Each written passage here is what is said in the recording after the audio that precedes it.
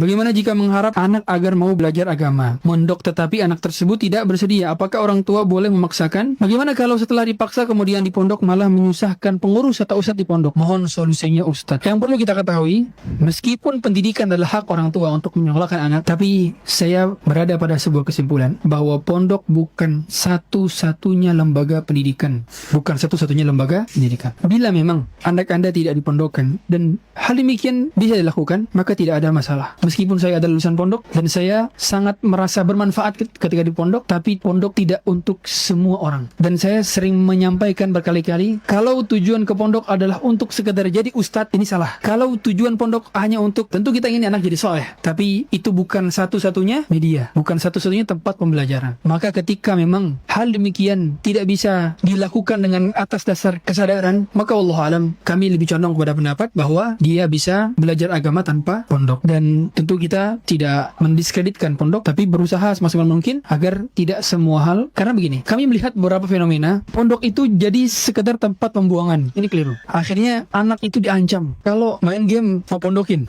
Tidak, pondok itu untuk orang berkualitas. Pondok itu harusnya adalah untuk orang-orang cerdas. Pondok itu harusnya untuk orang-orang yang IQ-nya di atas rata-rata. Karena ulama akan mencetak jadi ulama. Ulama itu harus cerdas. Kalau pondok hanya digunakan untuk orang-orang, mohon maaf, yang secara akhlak buruk, secara kecerdasan tidak secerdas yang masuk umum, lalu bagaimana kita mengharapkan ulama yang akan membimbing umat? Maksudnya adalah hendaknya bila tidak berharap demikian, maka tidak perlu dipaksa. Wallahu a'lam.